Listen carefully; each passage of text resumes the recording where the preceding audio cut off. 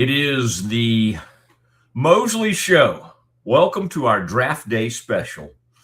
And I've got another show tonight at 6 to 8. Pete Souza and I are doing a show. And hopefully, Kev will find a way to get it on this feed as well for our people, for Pete's people. You know, I think probably there's a way to do that. And I'll let some folks that are a little more technically savvy than I figure that out. We've got, we're going to be at the Argyle Open, and that is out in North Lake. Okay, so if you think of South Lake, a lot of people in the Metroplex know where South Lake is, home of South Lake Carroll. Well, think of North Lake, which I would think is just a little bit north of South Lake. And then kind of out Denton direction. I don't know. I'm going to start, I think, with traffic today. I may need to start really before the end of this show. So we may duck out a little early today. I got a show there, and then, of course, we'll do a late night show. Kevin, I'll let you weigh in. Kevin Hoosier Hall is with me today, and he's chilling because his Colts don't have a first-round pick, don't really have anything to do, and so he's just going to be kind of monitoring. In fact, Kevin could get involved tonight with the show. I don't know if he's been asked to be. But, Kevin, we can always... I've heard that you were in good hands with Zach, and maybe Stephanie was going to learn some technical stuff. I don't know. Yes. I'm going to hold off on any comments on that. I was alerted yesterday by the fair Stephanie that she may be manning the camera or womaning the camera, whatever you would say. And I was a little bit, and I shared with her that. I said, OMG. Like, I am a little bit concerned. That's okay. But that's going to be a neat place, man. The indoor golf simulators, these huge screens, good place to watch the draft. Watch Pete and I do our show. Again, we'll run this on all our shows, and we'll probably podcast it and do some things from it. And then, Kev, I'll make my way. I got to decide if I want to go straight to Cowboys or straight back to the studio, because Werder and I will do a Doomsday podcast. Now, I was going to ask you this, Kev. Do you see if you had an opinion on this? As a connoisseur of everything NFL, let's pretend you were like a huge Cowboys fan. I know that's a stretch for you, but let's pretend you were an enormous Cowboys fan. I'll go back to my 90s days. Yeah, hangs on every word of Mosley and Werder, which I think most Cowboys fans do. Would you want if I had to pick, let's say I only wanted to do one podcast. Would you want to watch one like Saturday night after the whole draft is finished, or the excitement of tonight with picks 12 and 20? Do you want our immediate reaction to that? That one would drop late tonight, and then people could watch it and react to it all day Friday. If you could only have the one, which one would you want? So either tonight only or the whole thing. Kind of react to the entire draft, and Ed and I tape that together, Saturday. I would give you an A or B on that one. If they stay at 12 and 20 and everything is sort of predictable, I mean, obviously we don't know exactly. This draft is so up in the air. Yeah. I would say if they stay at 12 and 20, do a master class at the end. If something crazy happens, they trade up to 3, 6, whatever. I think it has. Then you talk about you have to do it tonight, and then maybe also do the whole thing as well, simply because of the implications there. The other side of that would be if they take Jordan Tyson at 12. I think that again is an unpredictable kind of thing with implications with George Pickens and everything like that. And so you say number 10, you mean if they traded up? No, sorry, 12. If they take Tyson at 12. And a reminder, yesterday they did not take that scenario off the board. I mean, I don't know. Maybe we should ask President Clinton, what he thinks. But the Cowboys were not ruling out a receiver if that receiver was on the board. And you know what? If Jordan Tyson, the more you hear about him, the more you think, well, the Giants may be kind of in love with him. Like, would they take him because they're going to pick at 5 and 10? Could he get taken before Carnell Tate? And the answer is yes. What do we think, President Clinton? I've watched this now, like the whole scenario more because I got better views of Jerry almost falling off the stage. You heard all this Mm-hmm. clatter, and you're like, "Oh my gosh, what is happening?" And like honestly, for an 83-year-old dude, now he was a college football player back in the day. Don't let anybody ever forget that at Arkansas, as President Clinton was talking about. But he started falling and was like almost, and nobody really caught him. And he kind of, if even at the young age I am, Kev, and the young age you are in your mid 40s, if you start to fall, that's not an easy thing. Like we Nope. might go down, right? It might just it's hard to come back from that. Yes. And Jerry somehow, with nobody catching him, kind of gathered himself and found his footing. I thought this was a pretty good moment for Jerry from an athletic standpoint. And so there you go. Kev, NFL news. Do we have a Mike Vrabel photo? Let's leave Diana out of this for now, although she's involved obviously in this. All right. I thought maybe back from our Super Bowl prep, we might have Vrabel sitting around somewhere. But anyway, here's the deal. The news came down last night. Mike Reese had this, Mike Rice, for the ESPN.com that, and maybe others had it, but that Mike Vrabel is sitting out the third day of the draft to go seek counseling. And you're like, whoa, all right. Well, somebody correctly said, and again, I have tried to, from a Twitter and even on our show, this is such an unseemly, yes, it's bad ethically from journalism. It's horrible for these families that are involved, wives, children. I mean, it's embarrassing. Okay. Now, are they the first to ever get caught up in something like this? No. All right. So again, that's why a lot of us, believe in grace and we believe in the Lord and we believe in forgiveness and those types of things. But let's just say their initial reaction to this was to try to act like it was laughable and shout it down. That did not work. And they did not produce any corroborating evidence. There's Kev. Kev's quick on the move there. This is a man who likes a good vest. He likes the long sleeve under that. He's an intimidating man, but right now he doesn't seem so intimidating because he is embarrassed. He's affected this other family. He's affected his own family. She's done the same. Now, as we said, Kevin, Vrabel will go on and somehow now that he's going to counseling, this will become a story of redemption.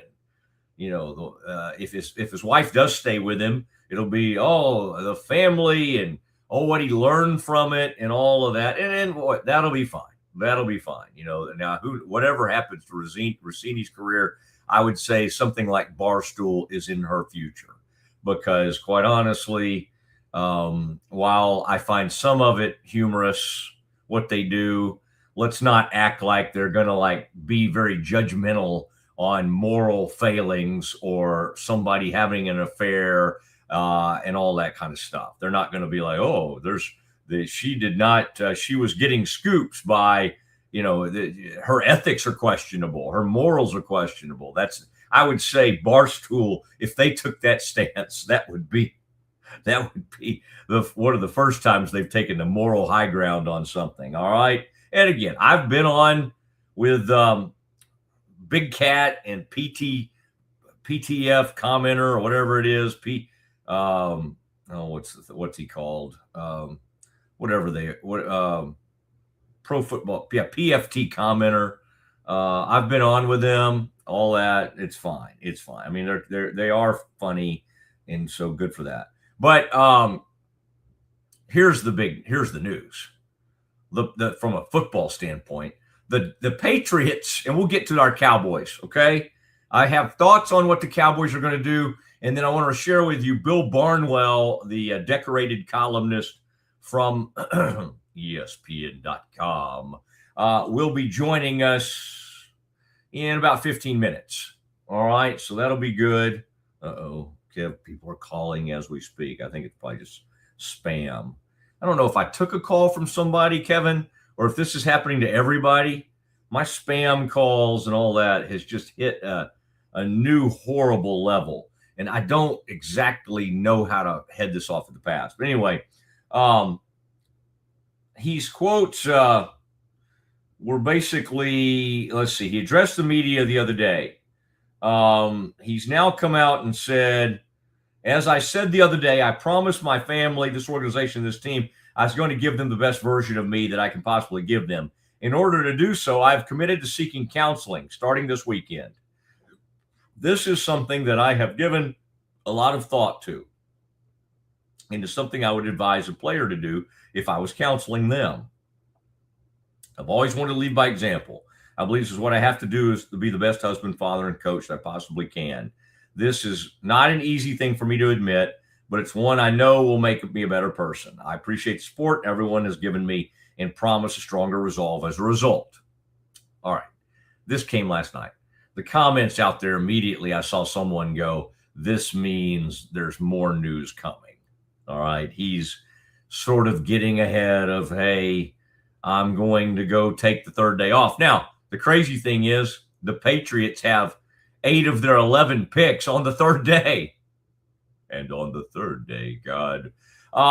Listen, Kev, I mean, this the whole thing's a disaster. Now, can the Patriots, with who do they have? Elliott Wolf and whoever else they have in their assistant GM. I mean, can they get this done without Vrabel? Absolutely. They'll have other coaches in there helping them.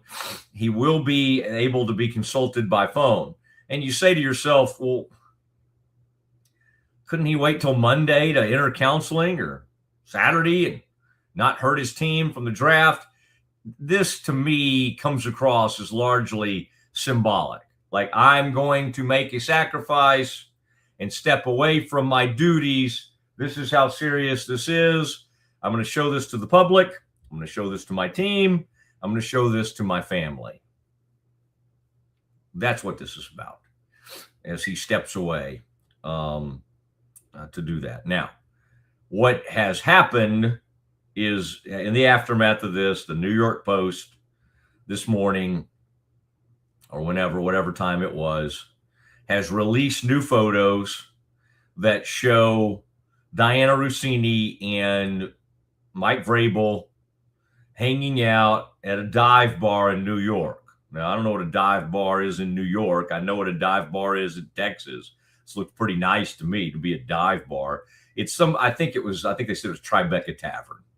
6 years ago, Vrabel would have already been married with kids. Rossini was 6 months away from getting married when this happened. Again, we're not going to get into, oh my gosh, they got to deal with that on their own. All right. That their own, marital failings or moral failings. As I like to say, what Parcells used to say is, I'm up to my own rear and alligators, although he didn't say rear.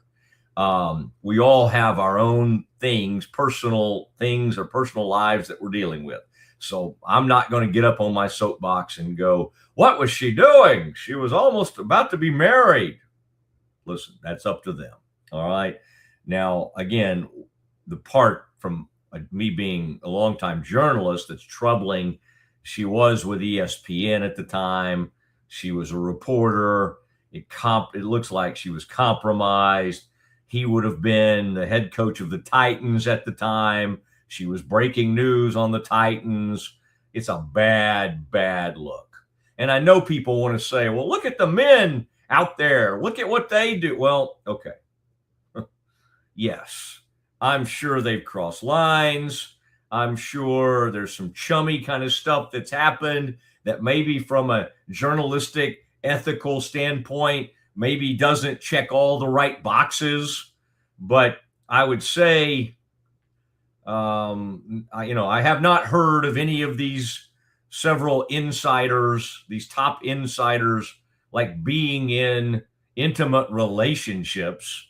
What I mean is like, some kind of dating / sort of sexual relationship with their sources.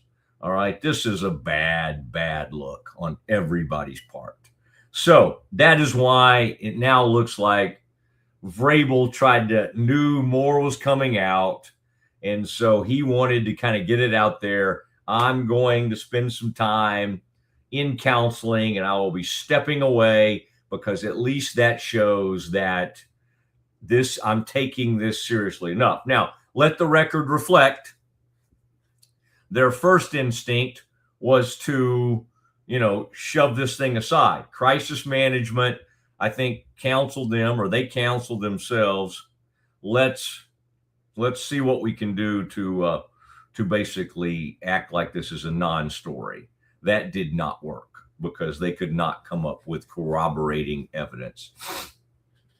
All right. All right. Bill Barnwell, 10 minutes away. We're monitoring for any trades.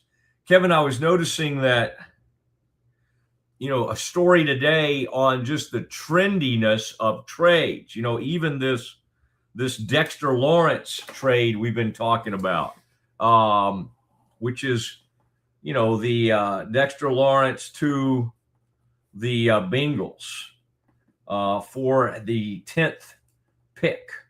I mean, because of more and more trades in the NFL, Kevin, how many teams have multiple first-round picks? Like at one point, I thought the Cowboys with 12 and 20, which, by the way, when Bill Barnwell wrote his trade down or trade up column recently, he had the Cowboys trying to trade down at 20. We'll see if he's still there or if he thinks the movement might happen with that 12th pick. But, Kevin, it used to be where it was an anomaly. It was a weird thing for any team to have the 2 first-round picks. That was like, whoa, look at that. Man, look at that team. 2 first-round picks. Unbelievable. Kevin, I need to look at this again. Are there 4 teams with multiple picks in the first round? We got the Giants. We got the Cowboys. Only the 2? Keep going. Oh, okay. I'm sorry. I thought you were telling me there are only 2. Let's see. Cowboys. One is a benefactor of my Colts. Jets. Yeah. Okay. 3. So are there 4? It's also the Browns, the Chiefs, and the Dolphins. How many is that? Add up to 6. Goodness gracious! Somebody just said got 2. Yeah, you just got 2 and 16. Browns got 6 and 24. Chiefs got 9 and 29. Dolphins have 11 and 30, and of course, the Cowboys 12 and 20, and the Giants top 2. It complicates things, doesn't it? Because it's like when you first heard the Cowboys would have those 2 picks, I couldn't help but kind of almost think, well, they could really kind of run this first round. Like, in a sense, they're kind of in charge. But that's a lot of teams. I would say the team that's in charge doesn't even have 2 first-rounders. That would be Arizona, because in this kind of draft where it gets mucky because it's pick your flavor, there's not one. I mean, look at David Bailey or Arvell Reese at the top, but there are multiple of those in positions where, even at wide receiver, it's pick your flavor. A lot of teams are going to be looking to move back, especially if, those top tier talents are at positions that are not of high value, like Jeremiah Love and Caleb Downs. They all need, I wonder at 5 with the Giants, and we'll talk about this with Bill Barnwell. Oh wow, we're about to have to take a break. But that's a good one. What you just brought up is the Giants could at 5 get their edge, and you go, well, Matt, they got Burns, they got Thibodeau, they've got one more edge. I'm not thinking about Abdul Carter. Yep. That doesn't mean they can't take another edge. It doesn't mean you can't take another edge, because if you get a great one, then what do? You trade one of those guys. Somebody out there will be interested. There's already been, trade talk of Thibodeau. So I just think the NFL has finally sort of followed the NBA, Kev, when it comes to trades. Whether it's like not just the draft, though, I'm talking about, like even just trades alone, it's become kind of a trade happy league. And I think since I was just looking at this, since a certain not that long ago, there have been 22 trades. And Kevin, it used to be like a trade deadline and things like that. Like it wasn't going to happen. It's like, no, it's not going to happen. All right, Kev, let's get ready. Bill Barnwell, ESPN.com, longtime friend of mine, joins us next. The Riesel Fair is back and bigger than ever. Bring the whole family for a day packed with fun, from thrilling rides, delicious food, local vendors, and live music Friday night. Saturday music begins at 2 p.m. Admission is $5 for adults, 2 to 12 years, $3. 2 and under are free. Mark your calendar and join us for the Riesel Fair, May 7th through 9th. The Riesel Fair, where memories are waiting just for you.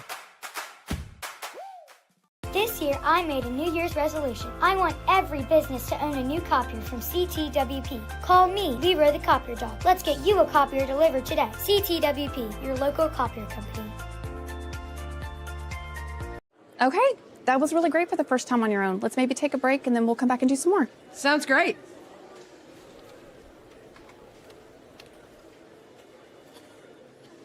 Oh, you're back. That was a fast break. I know. Hi, would either of you be able to assist me? Yes, she'd love to help. Oh, yes. I love assists. Central National Bank, proud partner of Baylor Athletics and Baylor Women's Basketball. At Schmaltz Sandwich Shop, we don't just make sandwiches, we build them with fresh ingredients, bold flavors, and homemade baked bread every single day. Toasty on the outside, goodness on the inside. Schmaltz Sandwich Shop in Waco is locally owned and operated since 1975, with 2 locations in Waco, Town West off Valley Mills and downtown off 5th Street. Whether it's lunch, dinner, or just a craving, we got the perfect bite waiting for you. Streamline event and appointment booking with Amelia's sleek, modern, and fully customizable booking forms. WPAmelia.com. That's WPAMELIA.com. Amelia. Nalgene Outdoor has been your trusted companion, fueling adventures and helping protect the planet. We're committed to reducing waste, improving access to clean water, and providing simple, safe, and sustainable products for you and your family. NALGENE.com. A house is a property, but we live in homes. Home sweet home. Homes where the heart is. We aim to deliver the best home buying and selling experience so you can spend less time real estating and more time living. WhyPersonalLoans.com. Request a loan anytime. Our partners can offer loans up to $35,000 with varying rates and terms. Review your loan offer with no obligation and decide what works for you. Visit PersonalLoans.com today. This is what $500,000 in a duffel bag looks like. Actually not real. That's because it's actually prop money. It looks realistic from a distance, but up close you can see it says for motion picture purposes. Visit PropMoney.com today to get your money seen or money shot right with Prop Money Inc. With San, owning iconic furniture no longer requires paying a premium. With over 15,000 satisfied customers worldwide, we've proven that high-quality furniture doesn't have to come with a high price tag. Explore our collection today at san.com. The U-Like Air 3, launched in 2023, ushers in a new era of sapphire ice cooling technology, offering nearly painless hair reduction in just 3 weeks. That's ULIKE.com. U-Like.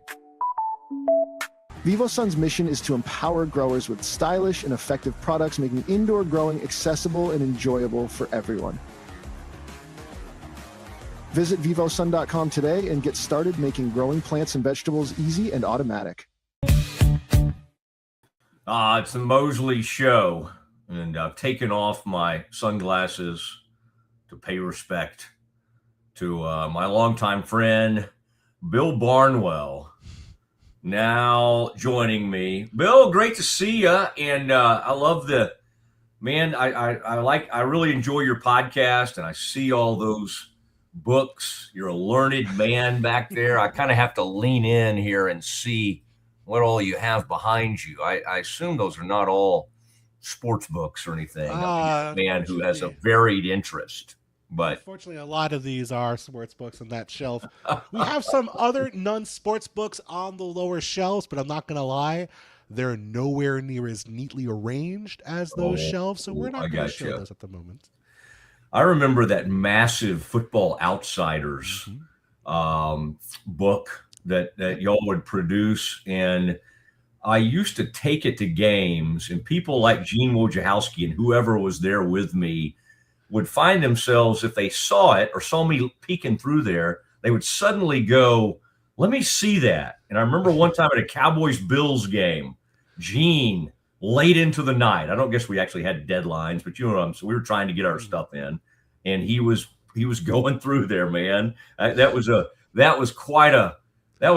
always fun to get that, and I know that, but that was a lot of work that went into producing that. Man, back in the day, a lot of long hours, Aaron Schatz, Mike Tenure, a lot of folks put a lot of work into that. But I feel like now we're so lucky, we're so blessed to have access to information in real time. I get all 22, the day of the game now, and that wasn't even a thing 15, 20 years ago to get from on the public side of things. So, I think really cool to have that in the past.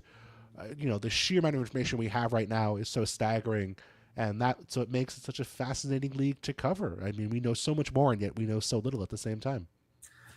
Yeah, you were my all 22 back in the day. I was just like, wait, what just happened here? I was like reaching out to you, when I was writing some of those columns and everything. Tonight, it's always going to be exciting, this trend of more and more trades in the NFL. We've always seen trades in the draft, but what do you break down for me in your mind? Like, could this be wilder than usual with so many teams with multiple first round picks? I don't know if this is the most ever. It kind of feels like it could be. Mm-hmm. Is all of that going to cause even more, in your mind, movement than ever with teams? And again, in our minds, we're like, well, they can trade out. They should trade up. They should trade. Well, you still have to find a willing partner, don't you? Yes. It's not just like you just automatically can do this. But how is this going to be a wilder first round than we're used to, do you think? I don't know. And I think I want to be honest here and say I believe you could make a case in either direction. So by all accounts, this is a draft that is not especially impressive up top after Fernando Mendoza. There's some prospects who are pretty exciting. They don't necessarily play premium positions. There's not those plug-and-play X receivers, plug-and-play left tackles, plug-and-play edge rushers. The critical positions teams want to hit in the top 10. There are guys who might fit those roles. And Arvell Reese might be the next Micah Parsons, but we don't know. He's not like, it's not like it's a Myles Garrett level prospect where you're putting him on the edge for the next 15 years and you're going to feel great about it. And so that could mean one of two things. That could mean teams saying, we don't think the guys are worth trading up for, and we're not going to make a move for them. But it could also mean, and I think there's more people who think this second possibility is true when I talk to people around the NFL, this idea that there's only so many players people want. And so teams in the past, everyone puts their board together. You might say, hey, I have 16 first-round grades. I have 20 first-round grades. I have 24 first-round grades and guys in this draft.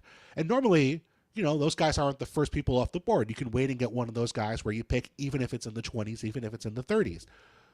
There might only be teams who have 10 guys with first-round grades in this draft on their board. And so they might have to get aggressive to go out and get one of those 10 players because they might feel like there's a major drop-off even if they're picking at 16, 17, 18. And so they may have to get aggressive. So I think you're going to see teams entering the draft saying, hey, if it goes a certain way, we're going to have to be aggressive. We're going to hope it doesn't go that way. I don't think there's a lot of trades right now that are lined up, but I do think you're going to see teams very active on draft day once they get a clear picture that, hey, we may have to go up and get our guy because there's no one else like him available. And then you flip to day 2 of the draft. It's a much sort of flatter day 2 than in years past. There's a lot of guys who people see in kind of the same tiers. And so I think you're going to see a lot of trades on day 2 with teams moving up and around because they feel like there are guys they want to hit who have upside on day 2 of this draft. Have you changed your thought at all on the Cowboys from a week and a half ago? You had them trying to maybe move down at 20 because they have so many pieces they need on defense and players are what they need. Do you still is there anything that sort of happened? I don't know if the Giants move with the Bengals. Has there been anything that's happened since then or anything you're hearing to take you away from that? Or does that still sort of resonate with you? Well, Matt, there's a big difference between what teams should do and what teams are going to do. And I think by all accounts, everything I've heard, everything I've read is that the Cowboys do not want to trade that pick at 20. They do not want to trade down to 20. If anything, they might want to trade up from 20. My argument when I wrote that column was about the picks they're missing because of the George Pickens trade, because of some other trades. They did get a third-round pick back for Osa Odigizua, so that helps, but they did trade a pick for Rashawn Gary. They're missing some picks next year. And so they have those first-rounders, and those are the most valuable picks, and you don't want to just give up those and trade, a first-round pick for 25 fifth-rounders. No one's advocating for that. But there is that question of if you're at 20, and like I said, you're looking at a spot where there's not a ton of guys with first-round grades left on your board, or maybe no guys with first-round grades left on your board, maybe you go to a team picking early in round 2 that wants a Ty Simpson, for example, or wants a player who you can get in that range, and you say, hey, let's get another third, fourth-round pick. Let's move down a little bit, not a lot, but a little bit, and go and get that guy. So I think that's what the Cowboys should do. But if you're asking what the Cowboys are going to do, I would be surprised if they traded down from 20. All right. And what did the George Pickens news yesterday? Wasn't that interesting? Because some people have said, well, good, there's not going to be as much offseason drama. And I would say, you don't know, you don't understand this team.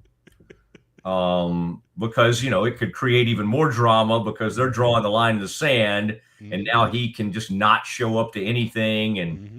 And I mean, there's things he could do, but most of them include him losing quite a bit of money, which most people aren't going to really mess with making 27 or 28 million. But there's now trade possibilities. There's talk of the Cowboys, if Tyson could be there at 12.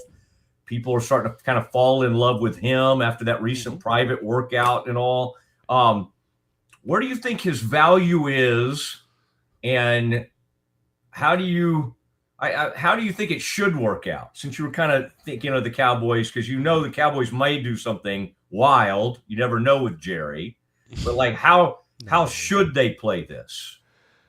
Matt, what I find so interesting about this is if there's ever been a team that waits until the last second to get stuff done, especially recently, it is Dallas Cowboys. They let Dak hit the franchise tag.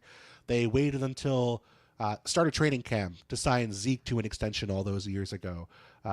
They signed CeeDee Lamb and Dak Prescott to their most recent deals very late in the window when they could have got those deals done at the prices they got them done 6 months earlier and been fine. They trade Micah Parsons a week before the season, or however, very close to the start of the season a year ago. They are not a team that comes out 5 months before, 3 months before they have to and say, yeah, this is our plan. They usually like to wait until the last second and keep their cards close to the vest. I don't think that's been a good strategy for them, but I'm surprised they're changing it now.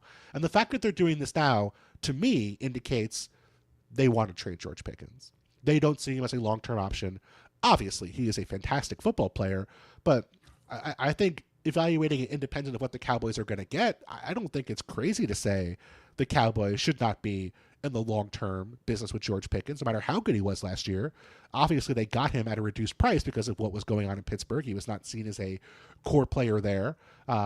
He played phenomenal football last year. He's a perfect fit for what they need. But that is a player who I might not also want to invest multiple years of guarantees into as part of my team. And so I think the decision is defensible. I think that the timing is very conspicuous and very obvious. And the fact that they announced this 2 days before the draft, I think makes it very clear they want teams to call them about offers. And I do think they will get interest. Will the interest be what the Cowboys want? I can't say. But I do think at the very least, you are looking for a high second-round pick for George Pickens. It's a one-year deal. It's $28 million, so it's going to be tough for some teams to make the math work because it is going to be a contract that's all in your cap this year, so you're going to need the cap space to pull this off. And there's no guarantees with George Pickens, right? I mean, he could very easily play 6 games next year and nobody would be shocked. So I would argue for the Cowboys, they have a lot of leverage here if they think George Pickens is not going to be part of their future. So I would say a second-round pick would make sense, especially if you can get a wide receiver in round 1. If you can turn that second-round pick into a defensive player, I think you'd feel really good about that. But I don't, at the end of the day, think this is something where the Cowboys should be shunned or like this is a pretty defensible decision. I just think the timing is weird more than anything else. Yeah. Well, one of our buddies said recently that Jerry has always been proactive, to which a lot of us were like, wait a second. I don't know if you saw that the other day. Somebody when Jerry wants to be proactive, he's very proactive. Yes, when Jerry does not want to be proactive, it is easier to move a mountain. He did finally. They got the kicker deal done. You know, yep. It's an amazing what they'll do. They'll pay a guy $60 million a year, but like the difference in $6.5 million and $7 million or whatever they have to agree to on a kicker, they'll get down in the weeds and go, no, we can't do this. This is going to take a while. I mean, this goes back to the Emmitt Smith situation 30 years ago, right? Where they wait until week 3 to sign Emmitt Smith. Yeah, they waited until they were 0-2 and struggling, and so we might ought to. But boy, players always win on them in holdouts. Now this is different because it's a franchise tag. So George can't totally win this battle against them. To your point about the leverage, but when it comes to holdouts, when have they sort of won? When have they ever stared down a player and won? It's been a pretty good while. Yeah, I mean, Zach Martin, Zeke, CD. It just they don't. It's like, and Stevens told me before, you better be a really good player if you're going to hold out on us. I'm like, okay, but I mean, it works for everybody, and they regretted the Zeke deal. They had a regret on that within 2 years of that deal. Yep, ended up being a bad deal, and they blame everything, Bill, on Dak. It's like they love Dak on one hand, but every conversation is like, well, we've got the highest paid quarterback in the game. And when you have that, you can't do all these other things. It's like, well, wait, didn't you do that deal?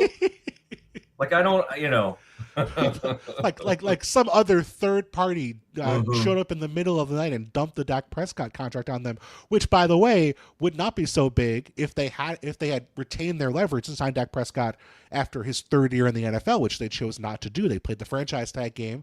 They lost all their leverage, had to sign Dak to a no tag, no trade deal, and then had to give him an even bigger contract the next time around to avoid losing him for nothing. So they have nobody but to blame but themselves. He gained huge leverage by getting a dislocated ankle. Yes. Like having a massive injury actually gave him even more leverage. That's crazy. What a league. What a league. Now, who is the player tonight that you could see dropping? Is there a position, we think some of those linemen are going to go at some point. There may be a run on offensive linemen. For sure. Bain with the short arms thing has certainly been a thing, probably more than anything that happened off the field with that unfortunate accident that he was involved in. Is there anybody that we're sort of in your mind that we've all kind of been like, oh my gosh, Caleb Downs, clean player. Oh my gosh, Jeremiah Love, like, how could Arizona, us sitting there at number 3, wouldn't they want to take somebody electrifying like that? Who's the player in your mind? It doesn't have to be one of those big names that has been in the top 10. It could be later, but is there anybody that you could see being that sort of polarizing player that in that day two, we're like, oh my gosh, this guy is still on the board? I guess now we have to call him this year's Shedeur Sanders, right? No. I mean, I think Ty Simpson is this year's Shedeur Sanders, and that he's going to be there early on day 2 of the draft. But I think Caleb Downs is the fascinating one to me. And I know it doesn't have to be a top 10 guy, but I do think Caleb Downs is such a fascinating situation because you do have talk to teams, man, they love this guy. Like, he is such a smart player. Like the profile is great, the talent is there, the instincts. Like, teams see him as a superstar player very quickly. And yet, you look at safety in the history of the NFL, in the recent history of the NFL, a lot of incredible players have fallen out of the top 10. Kyle Hamilton fell, I think, to 12 or 13 when the Ravens took him. Troy Polamalu wasn't a top 10 pick. Ed Reed wasn't a top 10 pick. Derwin James, who I think had, was loved around the league as a prospect, fell to the bottom half of the first round. NFL teams don't value safeties in the way that they might value them once they actually see them play. And so I think you're going to see a lot of teams who say, well, we love Caleb, but we had a bigger need elsewhere. We thought we can get safety elsewhere in this draft. I wouldn't be shocked if he fell out of the top 10. And that's not because he's not a good player. I think he's going to be maybe one of the best players from this draft class. But history tells us, with rare exceptions, Jamal Adams may be one of the more recent exceptions, but NFL teams do not value safety at that level. I think they should.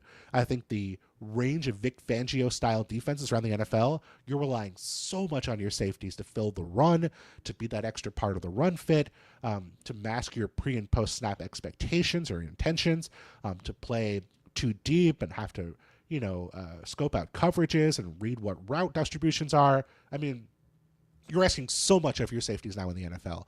And so I think Caleb Downs is a guy who can be a player who unlocks your defense in a way that Kyle Hamilton does, in a way that Derwin James does, where those teams' defenses look totally different when those guys aren't on the field. But someone's going to have to take that plunge and say, even though other teams don't see safeties as top 10 picks, we do. And I think they're going to be rewarded if they do that.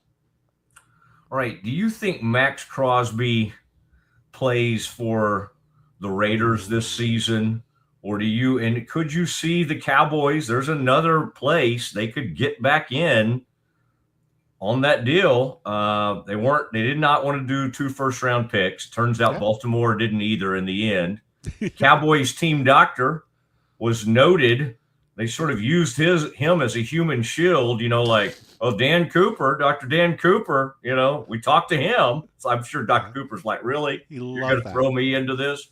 But the Cowboys always feel like, with Dr. Cooper on board, that they have this inside knowledge because he's done a lot of these surgeries. Yeah.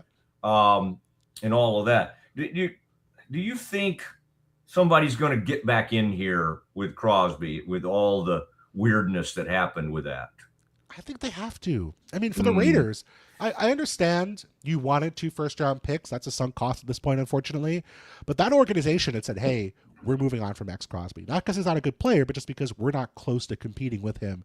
The right thing to do is move on, get a fresh start, get young players on our roster, and make that work. That logic still applies here. Nothing's changed. If anything, it should mean less because they spent money. They were expecting to not apply to Max Crosby on other players on their defense. They brought in a guy like Nakobe Dean for significant money, where he's not an edge rusher, but he's a linebacker who's going to blitz a ton in that defense. They built a defense around the idea that they were not going to have Max Crosby this season. And for Max Crosby, I understand you're home in Vegas. You're happy to be in Vegas. He was ready to move on and go play for a competitor. That thing in his head of, oh man, I get to play for a winner. I get to play meaningful games that matter.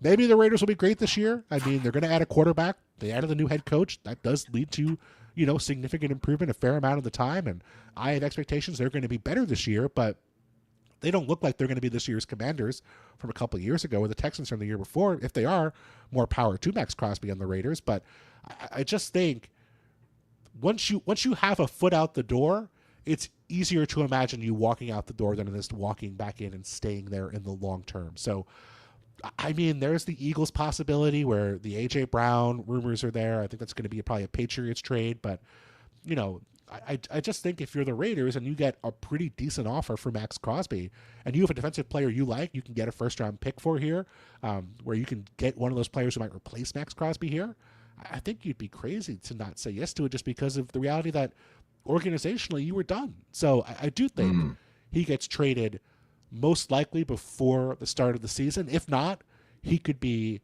the guy who gets moved at this year's trade deadline. I would be shocked if he was on the roster at the end of the 2026 season. That had to be one of the weirdest stories we've seen, isn't it? The Raven, for that thing to get as far as it did. Yep.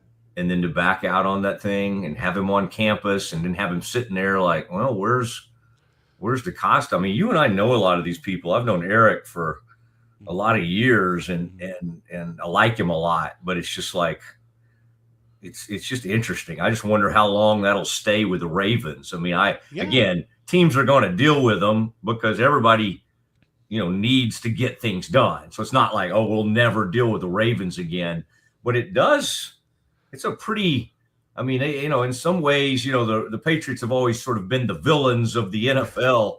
I feel like the Ravens sort of put the villains cape on in that moment. They did. But I'll tell you what, go back to the Raiders about 12 years ago now. They signed Roger Saffold in free agency, and they were laughed at. It was like a huge outlier of a contract. They failed him for his shoulder, and he had to go back into free agency and sign a lesser deal. And, it fades. Like there's that initial sting, but like you said, the Ravens' money is just as good as money from anybody else around the NFL. And so if it's a tie, if you're talking about two matching deals for a player who doesn't have an injury history, I agree with you. I think that player is going to say, hey, let me go somewhere else where even if Max Crosby's an outlier, I don't want to have to spend 3 days on the market waiting for them to give me a physical. I'm going to go in with the team that is probably going to be a little less stringent about what their physicals are. And if it's more money, if the Ravens are offering, $500,000 more, $1 million more, man, I don't think someone's going to turn down the Ravens. So it'll be very interesting. We'll see what happens in free agency over the next couple of years. But hey, Trey Hendrickson had no problem signing with them right after they turned down the Crosby trade. And sometimes we buy into these things like Christian Parker has gone to the Cowboys. So all these Eagle players, they love him. So they're going to be running out the door to go to him. That kind of happened like that with the Ravens players to the Giants, right? Yeah. But with the Cowboys, it's like, when Nakobe Dean wants to go play for somebody else or the Raiders, I mean, the bottom line, it comes down to, okay, who's going to pay me the most money? Yeah. Only get one crack maybe at this free agency thing. And then maybe who do I want to play with? And it's interesting how we sort of assume sometimes, oh, this guy loved playing for Christian Parker. I've read these stories. Oh, it was a great fit for this player. And then you look in free agency and they all end up somewhere else. Even that the Cowboys are trying to get them. Right. I think there's you hear about it with small markets, right? Like this idea of, well, no one's going to come play there. No one wants to play in Green Bay or whatever. Packers have signed Josh Jacobs in recent years. They gave Aaron Banks a big deal. Nate Hobbs last year. Money talks. Like at the end of the day, players aren't stupid. Like they want to play for a winner. They want to play in a situation where they feel confident, and having a coach you like helps. But I mean, Bill Belichick's not exactly the cuddliest, friendliest player to his players. They played in an organization for years where people knew, if you didn't perform, or even if Belichick didn't like you, you were going to get cut, you were going to get benched, you were going to get moved on or traded. I live in Boston, so I can say this. It's not like Foxborough and Providence is like players' dream location by any means. No disrespect to the fine people of Foxborough. Patriot Place is a nice place, but it's not like people are saying, oh man, I can imagine. I grew up my entire life imagining that I could take my family to the Trader Joe's at Patriot Place. It's a nice Trader Joe's, but no one's moving there for that. But they were going to win, and the Patriots paid okay. And so the Patriots paid away, they got players. So I do think money talks more than anything else when it comes to the NFL. And that is unfortunately, it's just the reality of the situation. Good, bad, right, wrong. It'd be foolish to imagine that being anything but the primary motivator for players who, like you said, might only have one shot at free agency. I believe Trader Joe's to have the best snacks in the grocery game. No question. Huge snack game. Frozen food section is excellent. Yeah. I do think there's an element of surprise too. You walk in and you don't really like some things maybe you want, but you don't know. Maybe you'll see something you like. They mix stuff up a fair amount. I think just a wildly underrated grocery store. But I will say, they can get busy. When I lived in New York City, there was literally a line going through the entire store. You walked in, you were already online. You had to walk through each aisle. You couldn't cut through the lanes. I know maybe, Texas a little bit different, but they can get very busy. So I appreciated my snacks, but I had to be prepared when I went in there. Yeah. I mean, there's just a lot of, you're right. Even though some of those chocolate covered items and everything are really covered peanut butter pretzels. Come on. Yeah. Well, listen, I always I try to space it out. You're a very busy man. You're on a lot of pods. You have your own pod, but I just always enjoy having you on. And I will say this Vrabel story, just completely. I think we knew last night when he said he was going into counseling on the third day. And I think most people are like, that's weird. I mean, you literally could probably go into counseling Monday. You're very, very wealthy. There are probably people that would accept you a day later. Yes. And this seems to be sort of a symbolic thing, perhaps knowing more news and more photos were coming. Yeah. How big a deal is it, do you think, to not have a coach in the room? Like, obviously, they can get a hold of him on the phone if they really need him. Yeah. But they have 8 picks. Yeah. 8 of their picks are on day 3. 8 of their 11 picks. And while they have all these scouts and they've got, a GM, an assistant GM who can run this thing, he has to do whatever he needs to do, either PR-wise or his family. Okay, let's take the cynicism out for a second and go, maybe he's just doing best for his family here. Sure. How big a deal is that, do you think? Not having, especially a pretty powerful voice such as this guy, may be different in other organizations. Exactly. That was a really good point. That was the point I was going to make is, this is not like I don't want to pick on any coach, but there are coaches where every coach is going to have a say in your draft picks, but Mike Vrabel has a louder voice than I think a lot of other coaches around the NFL. He's not making the decisions, but especially on day 3, because, round 1, round 2, like your GM's going to be the primary guy making those picks. Your owner is going to be maybe involved in those discussions. Like, everyone knows those players. You're looking at really talented guys. When you get to day 3, that's when there's more of a subtle difference. It's more about, hey, how does this particular guy fit our culture, fit our organization? You have people, whether it be a coach or a scout, going to bat for an individual player saying, hey, I think this guy, even though he's a 5th or 6th round pick, is a day 2 talent. And you're looking for, sort of subtle things. And so your coach being in the room on day 3 might be more important than day 1 and day 2 in terms of the actual impact they might make. So I am, again, it's not an accident that it's day 3 of the draft and he's not going to be there. That seems very conspicuous and very deliberate, I should say, by the Patriots organization or Mike Vrabel.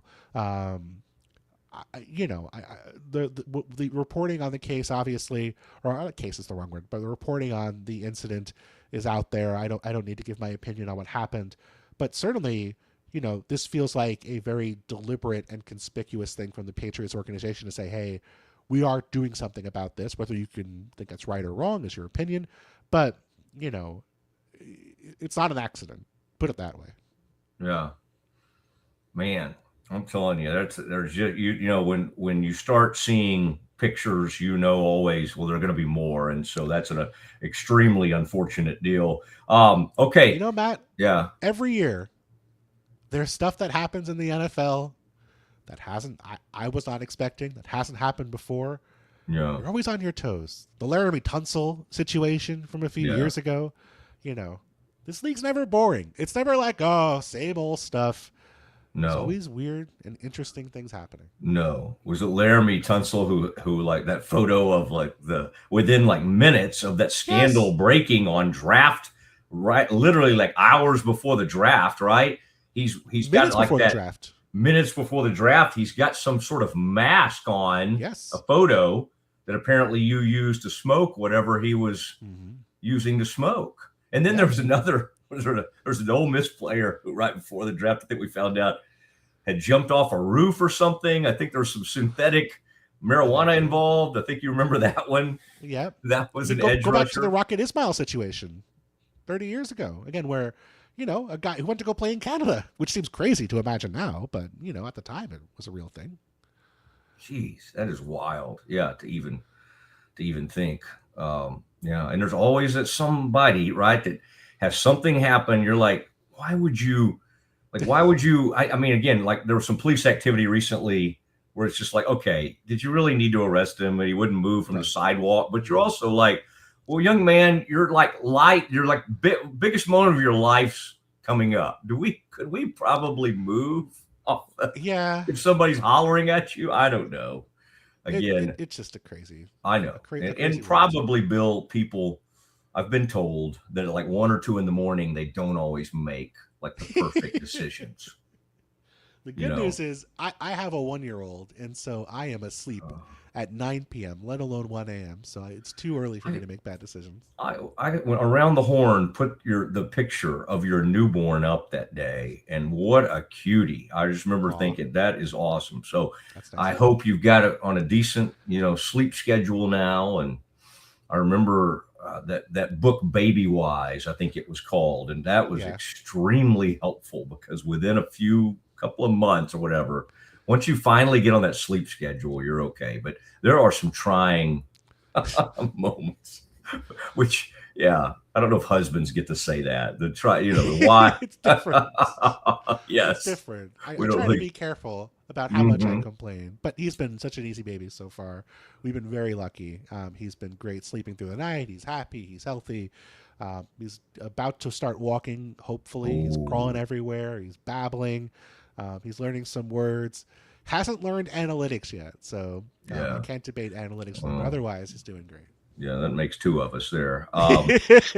Have you had him on the pod yet? Have there been any? Have you brought him on for just a brief appearance or anything, or not? He has been. There's been some Sports Center hits maybe where he's been babbling and yelling in the background. So some ESPN radio hits where they just hear him just yelling for no reason. But like I said, he's been such a happy baby. I think when you have a child, you're nervous about how is he going to be healthy? Is he going to be great? All you can ask for is just every day he wakes up and he's happy to see us, and he's he's been doing great so far. So every day is great. I feel so lucky and so spoiled. I think I was most amazed by how second class status our dog, who we loved, our chocolate lab at the time. It's kind of like, how could we ever love anything more than this dog? And then the baby arrives, and the poor dog is just like, okay, you're a pet. Exactly. Yeah, we're like, our dog is desperate for any food, like any other dog, any other human food she wants. And so, we were like, we're teaching our baby how to eat different things. Like we're giving the baby chicken, like we're handing the baby chicken. And the dog's like, what did I do? Why am I not getting this? I behaved. I know what I'm doing. I go to the bathroom outside. Why don't I get this chicken? Yeah. So I think a little confused, but she is also, like you said, fallen into second class citizen status instead of the baby. Bill, have a great draft tonight. Wonderful catching up with you, and just really appreciative of your time on a huge day. Look forward to reading all you have in the coming days, and thanks for being on the show. Matt, my friend, anytime for you. Well, I appreciate it. There he goes, Bill Barnwell from ESPN.com. He is, in my mind, their lead columnist on the NFL, and certainly great to get. I mean, my gosh, 30 minutes with Bill, maybe a little bit more than he had planned on for us, but great to have him. We will get the latest on what's happening in Pittsburgh, what's happening with the draft, and yes, we will do some truth or trash in regards to some of the smoke out there. Is what's real, what's not. We'll try to sift through some of that. We'll do that next. Enjoy a quiet atmosphere with beautiful river views at the Brazos Landing, located in Waco along the Brazos River across from McLean Stadium. Enjoy homemade dishes like shrimp and grits, chicken piccata, braised short ribs, prime New York steaks, and more. Plus, enjoy a delicious dessert like creme brulee or key lime pie. Open for lunch and dinner Tuesday through Sunday. Brazos Landing in Waco, the only place where I-35 and the Brazos River meet. If I had somebody that was looking for a car, I would definitely recommend Allen Samuels. The trust that I have, the care that they take, they genuinely want to take care of you. They really ask for your feedback when you go to the support department to make sure they're taking care of you in every way possible. So I really appreciate that they listen to your feedback. Like Allen Samuels always said, Waco has a lot to offer, and so do we at Allen Samuels Dodge, Chrysler, Jeep, Ram, Fiat. Come by, let's be friends. Bumblebee Blinds of Waco and Temple is your one-stop shop for custom window treatment, transforming your vision into reality. Choose from a selection of shades, blinds, shutters, and curtains. Bumblebee Blinds stands behind our service and products, ensuring peace of mind with our trusted warranty. Call Bumblebee Blinds today to schedule your design consultation. Bumblebee Blinds, simplifying window treatments one covering at a time. BumblebeeBlinds.com. Lake Waco Golf Club is a semi-private facility nestled along the north point of Lake Waco, one of the few facilities in Texas to have a full 18-hole regulation golf course as well as an executive 18-hole par 3 golf course. Plus, check out their bar and grill, which is open to the public. And if you're not a golfer, then enjoy time by the pool or even enjoy fishing around Lake Waco. Become a member today and call to book your tee time. Lake Waco Golf Club, where family and friends fun begins. Check them out at lakewacogc.com for more information. Experience the future of secure private cloud storage with Internix. Protect your files with end-to-end encryption, ensuring your data stays private and accessible only to you. That's internxt.com today. Welcome to Market XLS, your all-in-one Excel solution for investors. Designed as an enterprise-grade platform, Market XLS caters to investment managers, secure and efficient investment management and research. Book your free demo. Experience with the Mosley MD hair regrowth kit was amazing. It was easy to use. It let me take off my hat. I could go in public and have my picture taken and feel normal again. MosleyMD.com. At 4U Health, we believe wellness and lab testing should be accessible, inclusive, and yes, fun. With our tech-powered at-home lab test, you save time and money while feeling your best. 4U Health. Visit 4uhealth.com today. BadCreditLoans.com is a pioneering service provider that has carved a reputation in the financial industry. Simple, fast, and reliable loan application process. And its commitment to responsible borrowing makes it a trusted partner in the journey towards financial stability. Unlock a world of convenience with Mullybox, your one-stop solution for personalized subscription boxes delivered right to your door. Each box is tailored to your taste. Mullybox.com. That's MULLYBOX.com. With a focus on performance, design, and customer service, we're here to help you work smarter, not harder. Join us on our journey to simplify your world. Visit acasis.com today. That's ACASIS.com today. Experience the perfect blend of exquisite craftsmanship and life-changing technology with Gevi. Every product is built with precision, featuring specialized parts that ensure durability, efficiency, and safety. Upgrade your everyday with Gevi. Visit us at gevi.com to discover more. It's the Mosley Show. Special draft day coverage. And Kevin Hoosier Hall with me as always. Kev, that was a good visit. I was going to sneak a Colts thing in there for you at the end, but I just thought we'd gone long enough. But wow. It doesn't matter. They're not in the first round. Lots of the question is wings or pizza. It's the only question for the Colts tonight. I thought that was interesting, Kev, where he said the timing of the Pickens trade was conspicuous, and what he's getting at is kind of what a lot of people are thinking, that, trade is a possibility, and a high second round pick seems to be, what he thinks the best that maybe the Cowboys could do. Now, again, a 20, soon to be 29-year-old defensive tackle, really good one, from the Giants, just went over to the Bengals for the number 10 pick. it's going to be fascinating to see, what Pickens, if they try to shop him, and Lord knows if you try to shop him and that gets out, and then you got to bring him back, you let him play this year. It's just, man, he is not going to feel the love.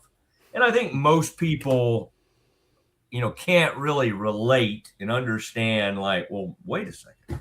If he plays on this tag, it's like $28 million. I mean, that is generational. Well, yes. But also, these guys have one crack at this. And once they have like a breakout year, they would like the security of a long-term deal. Now, what the Cowboys are saying without saying it is that there seems to be a bit of a lack of trust with this player. And when they said the newness of the player, they mean he had a great year. He also was showing up late, stayed out, missed curfew when they were playing the Raiders. He and CD. I do think they like him and think he's really good. I don't think they trust him, and I think that is something we need to hold. We need to kind of keep in mind. Now we're going to take you till about 2:35 today, because I then have to get way out north. I'm going out to the Argyle Open. We're doing a show tonight from 6 to 8. We'd love for you to, if you're in the Metroplex, it's in North Lake, and it's called the this sports bar / golf simulator. Really cool deal. I mean, I've been playing a lot of tennis. I do not know if I want to get on that simulator. I could really embarrass myself, but I might get on that. But they also have these huge screens to watch the draft. So come out. There'll be drink specials. There'll be food specials. The Argyle Open. That's ARGYLE. And Pete and I are going to do the show from 6 to 8.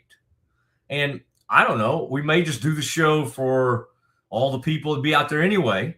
I'd like to think there's a few people that listen to our show that might like to kind of be out there and be with us in person. That's great too. But we want to go out there and have some fun and create some laughs and maybe inform people along the way. Kev, I'm going to for years, by the way, I was like the sidekick to this famous radio guy, Randy Galloway. And I talked a lot, but it was a different animal. And then I had to go become the lead guy, and I brought Tim Calishaw over from the Dallas Morning News. And you remember him from Around the Horn. And then we went for another 3 years. So the third 3 or 4 years, I had to be the guy. And then I went to Waco, and so I just kind of I've had my own show for a good while, although I've been fortunate, Kevin, to have really good young producers like yourself, Steven Simcox, Scotty Swingler, you, extremely fortunate. Okay. And so I am, I like that, but all my Dallas audience, come out there. It might be kind of fun. Swing by, see Mosley, see what I look like in person. I've aged a tad bit, but I'm still pretty much the same person. I'm just still weird. I thought this was interesting, Kevin, and we'll do your Kevin he's put together this thing called Truth or Trash. And what it is Kevin's going to kind of give me some scenarios of stuff happening related to the draft.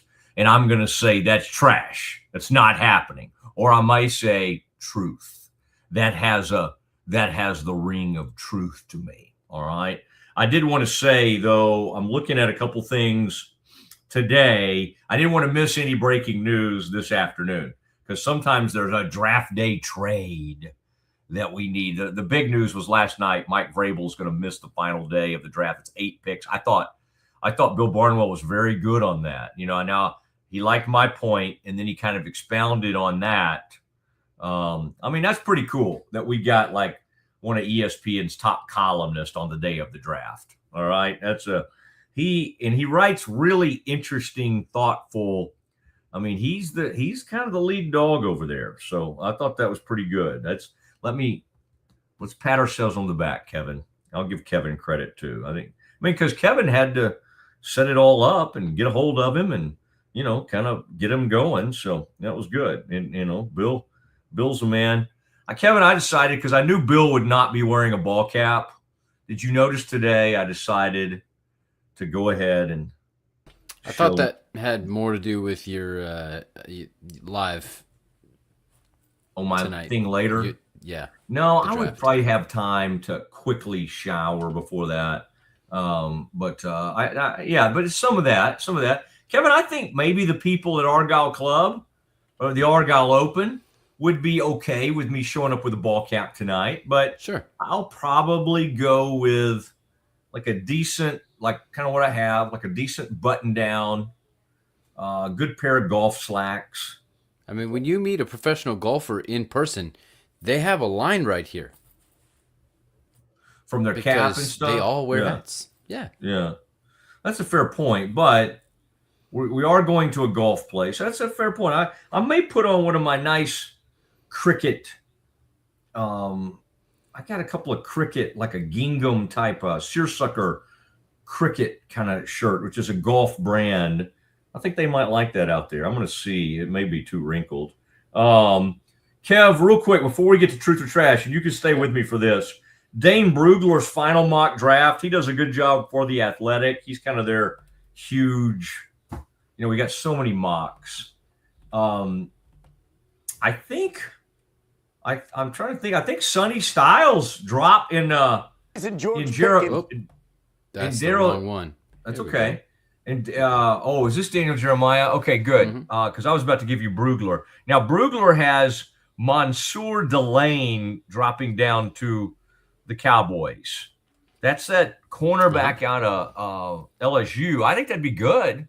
I think that would be good. Let me take a I believe that Field Yates did the same thing, Mansour Delane. Now, in that ESPN thing I used to be, where I was the NFC East blogger, now they have every team has a blogger / beat writer. They did that where all of them had to get up and give a like a mock draft kind of thing. And Todd Archer from ESPN took Jordan Tyson at 12. So that would be very, very interesting if that happened. I think if that happens, Kev, we definitely are doing a pod later tonight. Now, DJ Daniel Jeremiah. Now, what did you think of the color scheme here? Almost like a Miami Vice. It's kind of there's a lot to. Yeah. There's kind of a lot to take in there. Superhero comic kind of deal. I guess so. Caleb Downs. The position does not resonate with me because the Cowboys. I was trying to think when the last time they took a first round safety. Ever? Okay, wait, I got one in mind. Roy Williams from Oklahoma was a first round safety who Parcells always said was a biscuit away from being a linebacker. Woodson back in the day, I believe, was a second rounder out of Arizona State. He ended up becoming one of the best safeties to ever play the game, although we can't seem to get him in the Hall of Fame for some reason. I love the pick. Like I think it'd be like, this guy's supposed to be unreal. I've watched enough tape to think like there's almost nothing he can't do. Like he'll come up and thump you. He'll come downhill, play in the box, play deep. I think the only thing I've heard that he hasn't really done is play like single high safety. And he has a little bit of an issue. He loves the big hit, and he does not always wrap up. That's about all I can say negative. Then somebody might have tried to say I think I'm thinking of Sonny Styles about to say something different, but no, he can do anything. He play nickel safety. I mean, he could cover. I think he's big enough and fast enough that some of those top tight ends he could take care of you on. If he's got to pick up a running back at some point, I mean, there's just so much he can do. All right. So I would be totally fine with this. Let me see what surprises me the most about this one. I would say that's a lot of receivers going off the board. Boom, boom, boom. He's got that receiver following Tate, falling to the Giants at 10. Can you imagine if the Giants come away from this draft with Jeremiah Love and Carnell Tate? Wow. I mean, still you'd be like, well, Matt, what are they going to do on defense? Well, I get it, but you got a young quarterback, young, exciting quarterback. That doesn't really feel like Harbaugh to me. Let's think about what the Ravens have done. We were just talking about that earlier with Barnwell. Kev, the Ravens waited. They always wait, and they'll take a really good defensive player. I think he brought up Kyle Hamilton. He fell to them at 14 or 15. This does not ring true to me. A Jeremiah Love and Carnell Tate draft. That does not. But anyway, think about that. Tyson Tate and Mekhi Lemon all off the board by 13. And then Cooper at 16. And then you turn around with Indiana's Omar Cooper Jr. So how many is that? 4 receivers in the top 16? That one hurts me because that's the Colts pick that they traded. Ooh, that's going to kill you. To take the IU player. That hurts. Oh, from right down the road. I'm not shocked by Malachi Lawrence to the Cowboys. I've seen that a lot. Can you lift up what the Steelers are doing, or tell me what the Steelers? I can't see that behind the great C and B. Okay, there we go.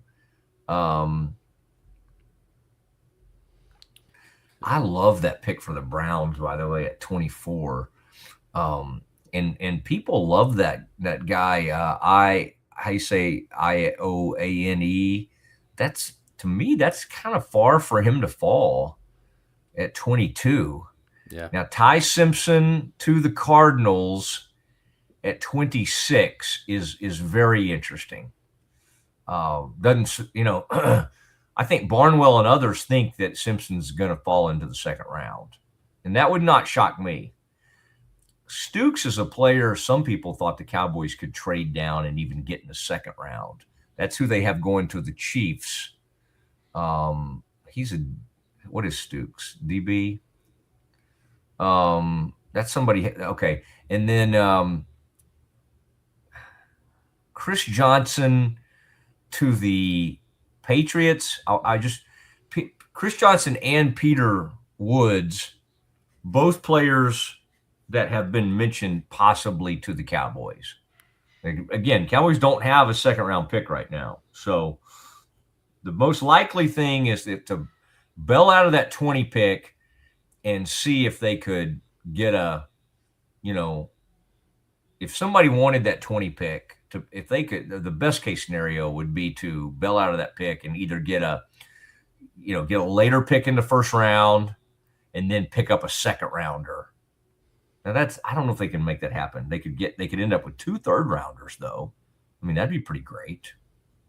I think where this draft is won or lost, from what I keep hearing, is these fourth and fifth rounders.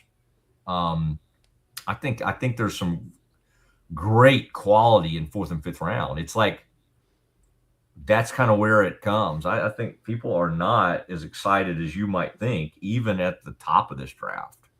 I mean, we because we've mocked this thing to death, we're like, Arvell, he'll be like the next Micah. Oh, Sonny Styles, he's the next great, linebacker. I don't know if that's totally fair. Okay, Kev, let's do it. Let's do it real quick. Let me make sure we don't have any breaking news, and then let's finish the show with a rousing 10 minutes of what we call truth or trash. Is that okay with you? Yep. Let me just make sure, by the way, that we don't have, because you and I need to be, we're both monitoring this. Let's make sure that our buddy Ian Rappaport,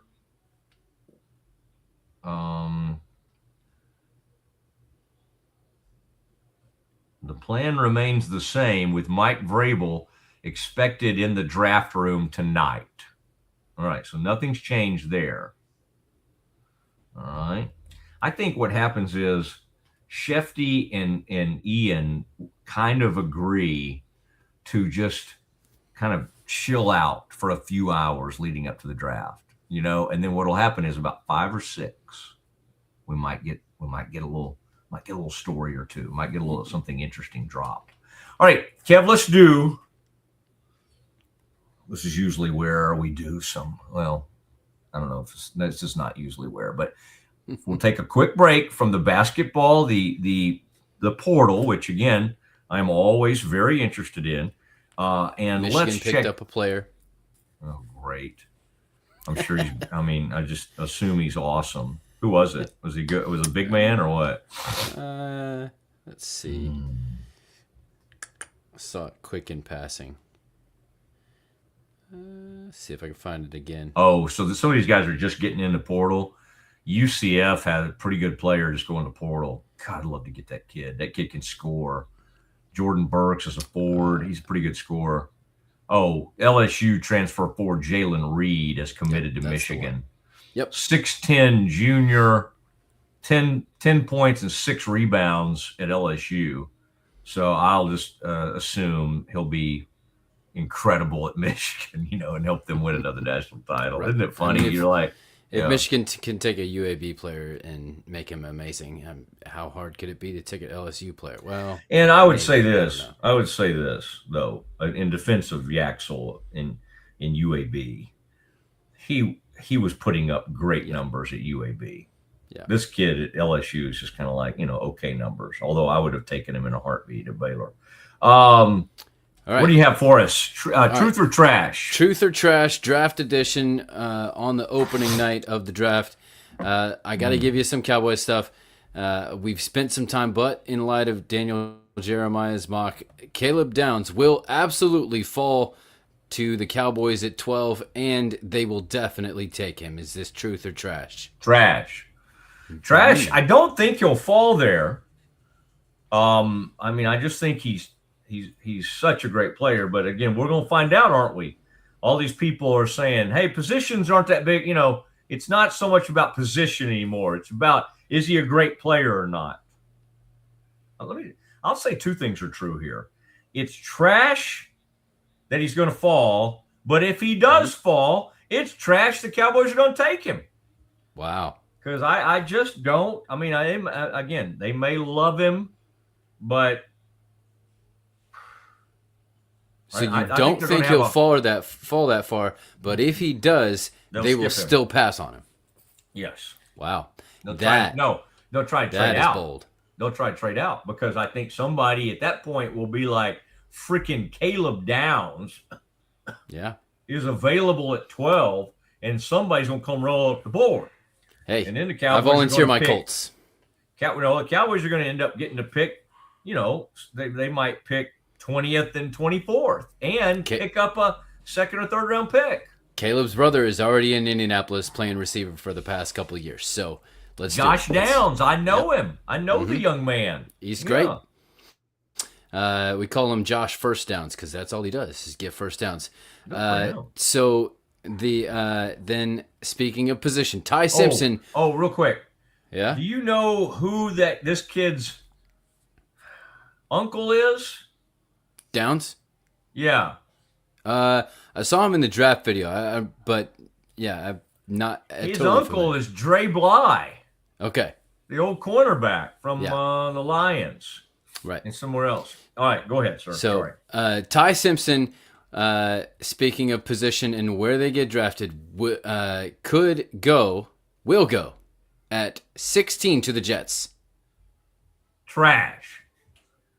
Ty Simpson will not go in the first round of tonight's draft. There's a lot of misinformation on this deal, and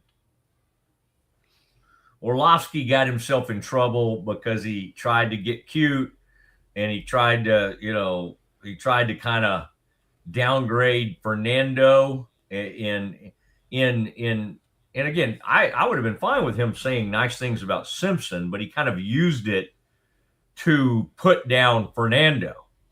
And, I laugh at all that because it's like, first of all, I almost put that famous meme of Signetti where he's kind of looking down the line.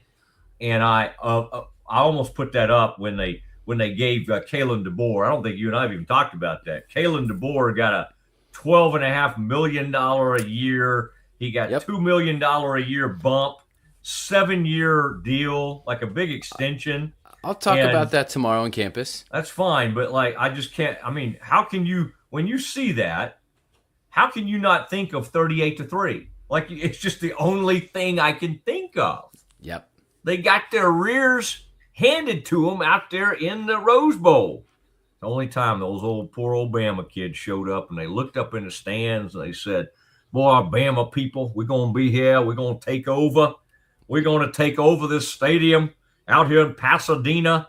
And those Indiana fans said, sorry, I know we're all red, but this is a different kind, a little bit different shade we got here. What do they call the Indiana red? It's cream and crimson.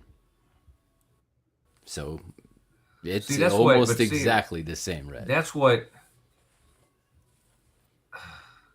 Oklahoma calls theirs. Well, I think cream and crimson. It's interesting. Yeah. I just never have thought about that. So okay, the other part of this is maybe Arizona trades up back into the tail end of the first round to pick up Ty Simpson. Truth or trash?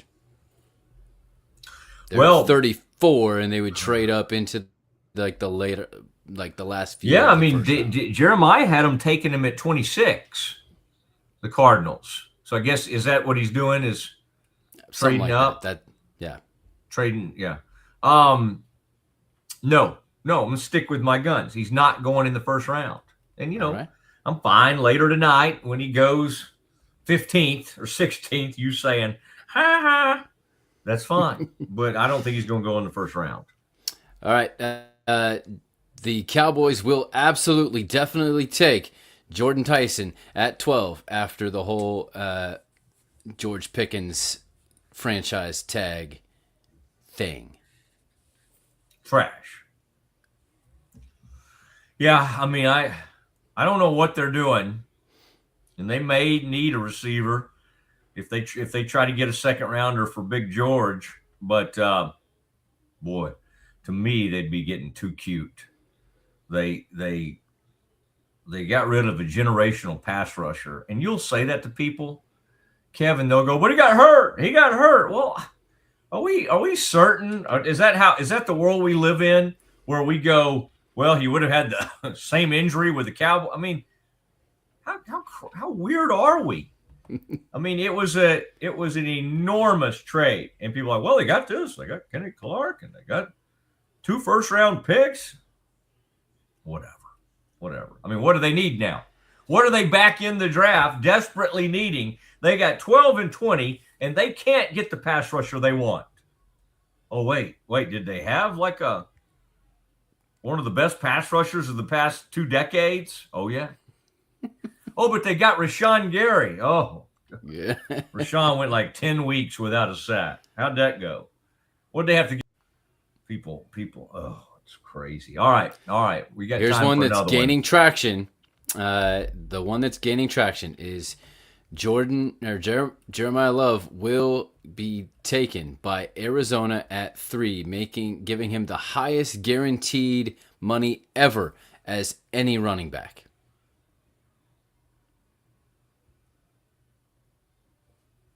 Wait, what you're saying? If he goes at 3? If he goes at 3, he would be 52.3, all guaranteed on his rookie contract. I think. Okay, so you've read that somewhere that this would be the highest. He's getting mocked there. No, not that. I meant the money, because that rookie wage scale used to, those guys in the top 5 would get massive deals, and they've since like Jamarcus Russell and Stafford and that bunch would get these massive deals. So I'm sort of surprised that this would be the highest paid running back ever, based on that. This is the highest guaranteed money, because that whole thing, it would be guaranteed, that because the rookie pay scale within those top picks is regardless of position, and all guaranteed. I got you. I was trying to think of some of those lost you. Crazy. Oh, great. It's too much movement for me today. Here we go. It's good that we're wrapping this up, because this is, let's see if it'll follow me back here. I wonder why it won't follow me. This is great. This is a great way to end things. Sometimes it just does kind of weird stuff. Okay, buddy. Tell you what we'll do. Okay, so my thought is that the Cardinals will not do that, and it's more likely he'll go to the Giants at 5. Cardinals will be trying to bail out of this pick. If they have to sit there and make a pick, they're going to take one of these top defensive players. Or don't forget, there's an offensive tackle in there, Francis. That he could be in there. Yes. You say Mayala, I say Maya. This is so bad. How about this? How about this last Cowboys one? All right. If the Cowboys get Mansour Delane at 12, it is an absolute dream pick. Truth or trash? Yes. Yeah, it'd be great. He's awesome. It's everything they need. Now, last time, they came rolling up the board to get Mo Claiborne. Wow, that was bad. That was bad back in the day. Mo Claiborne. But I think this would be a dream. Yeah, Mansour Delane. I think the real dream, though, is Sonny Styles falling to the old Dallas Cowboys at number 12. And then we're talking about the great Ohio State player, Sonny Styles, what he brought there. One of these players, I guess it was Styles. Maybe Styles. I may have my guys mixed up. I was trying to think of which player started at Alabama playing for Nick Saban. Was it Sonny or was it Caleb? Caleb. It was Caleb. Okay, so I had my Dre Bly and all that story. I think I had that correct. Yep. I absolutely would. I think Sonny Styles would be huge home run, but so would Delane. I think Delane's a great pick, and I do think the polarizing pick. I think some fans will be excited. I think it's going to make things extremely awkward with George Pickens. Then it's going to almost try to force a trade or something. But Jerry would love it because it's the showy move to make. If Jordan Tyson is there, do the Cowboys take him? Now, what'll help the Cowboys not make that decision is for Jordan to be gone, for Tate and Jordan to be gone there before the Cowboys pick at 12. But the Cowboys have had success staying right there at 12. One year they got Micah by just, right there. So just stay there and let one of those great defenders fall down to you. Kev, good stuff, man. I could just sit here and hold my oh, wait. Look. We're almost back. Almost. Oh, whoa. There it is, Kev. I worked with it enough. All right, final predictions for tonight.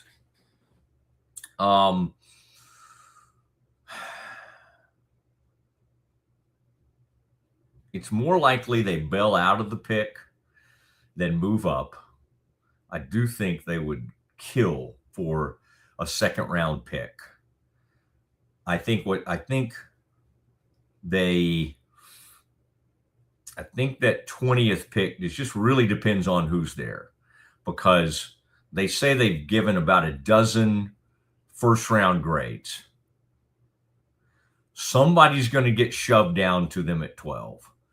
I think you do, kind of like the Ravens have always done and the Steelers have always done. I think you wait right there. Now, here's the deal. here's what you should not be shocked about. The short arm Bane could start to fall.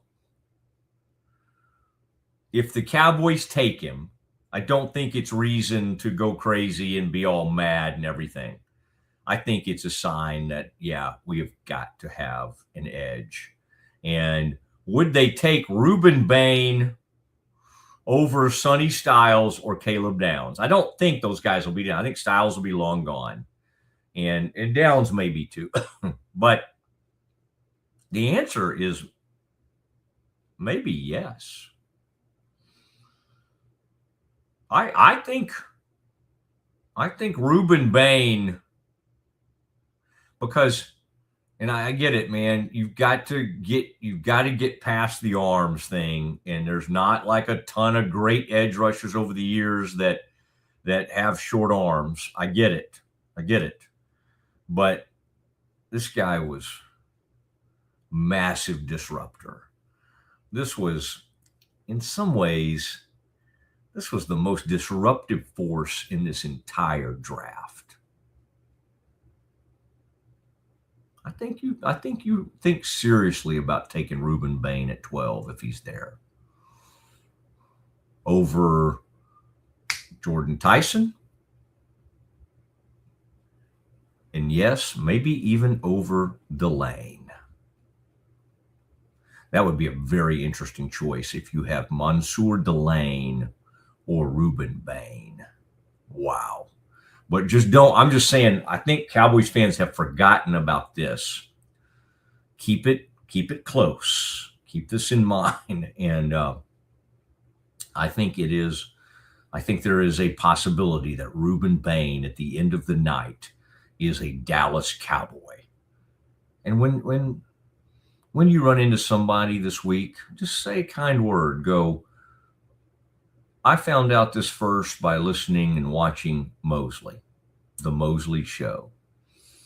For Kevin Hoosier Hall, who will be just enjoying the draft, enjoying some NBA action as his team sits idly.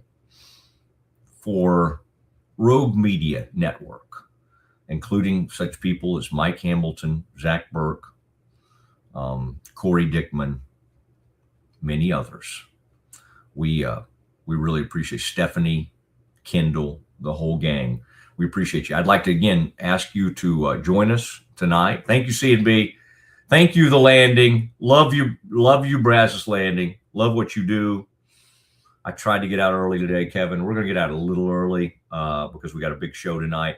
The Landing is just where, I mean, honestly, I would do anything to be out by the river right now, eating at the Brazos Landing. Thank you, Cherry Johnson, Siegmund James, and happy birthday. Happy birthday to Craig Cherry, the lead partner at Cherry Johnson, Siegmund James. He does an unbelievable job. They're great sponsors. They're great partners. And by the way, more on the way. More people trying to be a part of the Mosley Show. We could not appreciate you guys more. Central National Bank, you guys are the best. You guys are absolutely the best. Kevin Hoosier Hall, appreciate you, buddy. Good show today. Bill Barnwell was excellent. We'll get that out to everybody. I think our buddy, the new father, well, he's a father for the third time. I think young Brandon will be back at the helm today. So we'll have all sorts of shorts and fun things for you to share with you. It is the Mosley Show. We will see you for Reaction Show tomorrow at 1 o'clock. At Schmaltz Sandwich Shop, we don't just make sandwiches, we build them with fresh ingredients, bold flavors, and homemade baked bread every single day. Toasty on the outside, goodness on the inside. Schmaltz Sandwich Shop in Waco is locally owned and operated since 1975 with 2 locations in Waco, Town West off Valley Mills and downtown off 5th Street. Whether it's lunch, dinner, or just a craving, we got the perfect bite waiting for you. This year, I made a New Year's resolution. I want every business to own a new copier from CTWP. Call me, Leroy the Copier Dog. Let's get you a copier delivered today. CTWP, your local copier company.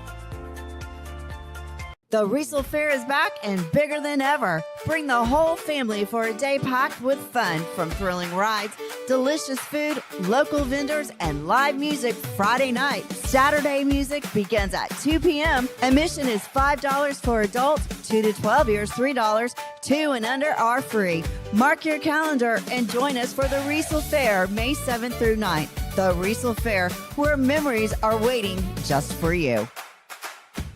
As part of Central National Bank's partnership with Baylor Women's Basketball, we asked Coach Collin to take a shot at improving the efficiency of our drive-thru.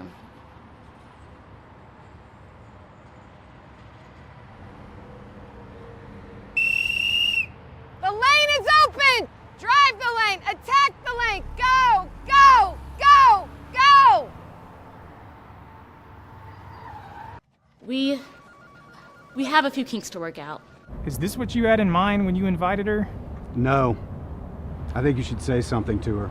Me? Let's make Craig do it. Okay, yeah. You're gonna take this canister and you're gonna shoot it up. Be all right. Be all right. Just be confident. Hey, Coach. Can I have a word with you?